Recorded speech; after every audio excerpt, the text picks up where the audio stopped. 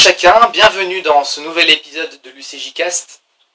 Aujourd'hui, j'aimerais voir avec vous une habitude qu'a eu Jésus dans sa vie terrestre.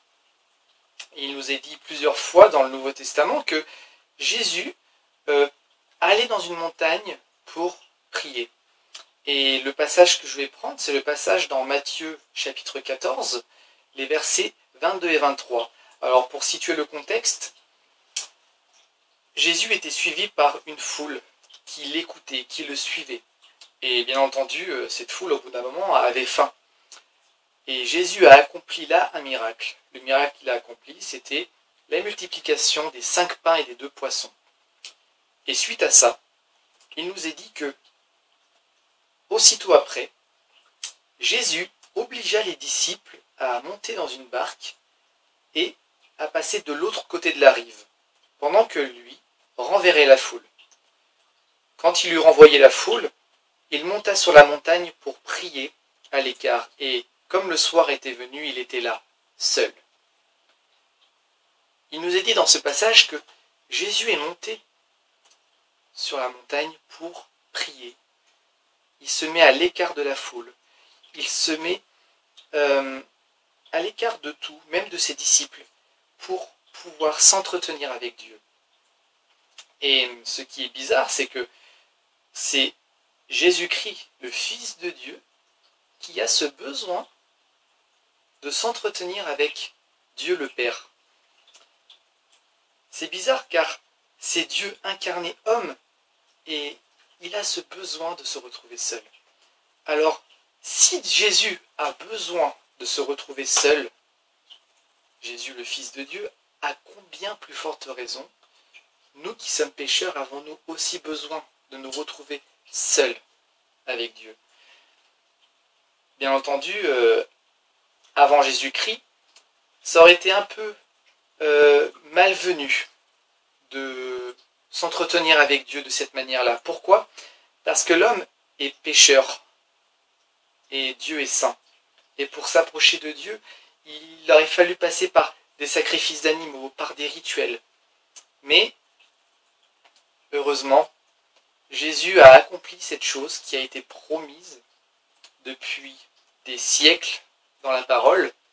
Il est venu pour se sacrifier pour le péché des hommes. Et à l'approche de la Pâque, que nous allons nous remémorer dans quelques jours, nous apprenons que Jésus a fait ça par amour.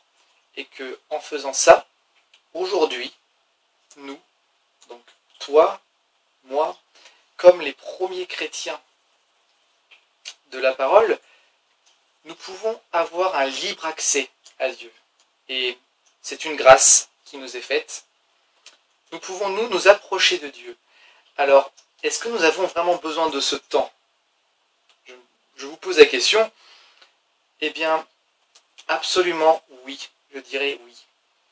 Tout comme le corps qui a besoin de respirer, qui a besoin de manger, qui a besoin de boire, eh bien, notre esprit aussi a besoin de s'alimenter. Et l'aliment qu'a besoin l'esprit, c'est la lecture, la méditation de la parole qui nous révèle un Dieu d'amour. Et c'est primordial pour pouvoir grandir spirituellement. Et je vous apprends rien en disant que le corps est amené à pourrir, le corps est amené à mourir. Mais ce n'est pas le cas pour l'esprit. L'esprit, lui, est éternel. Alors, bien sûr, il est important de prendre du temps pour s'occuper de ce corps, mais il faut aussi prendre ce temps pour s'occuper de notre esprit. Prendre un temps à part, avec Dieu, loin de tout, loin de la foule, loin même de la technologie qui nous inonde aujourd'hui, et simplement s'entretenir avec Dieu, lui apporter nos souffrances, nos angoisses, qu'on puisse aussi apprendre à le connaître, puisqu'il nous a créés avec amour, et il a un plan pour nous. Et c'est primordial de prendre un temps avec Dieu.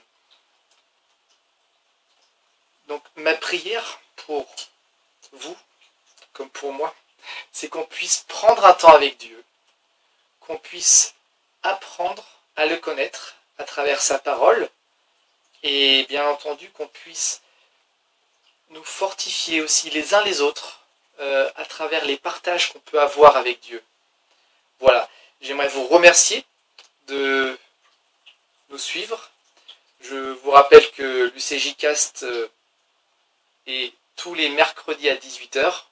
Et voilà, je vous remets entre les mains du Seigneur, que Dieu puisse vous bénir et puisse vous montrer son amour tous les jours. Voilà, que Dieu vous bénisse. Au revoir.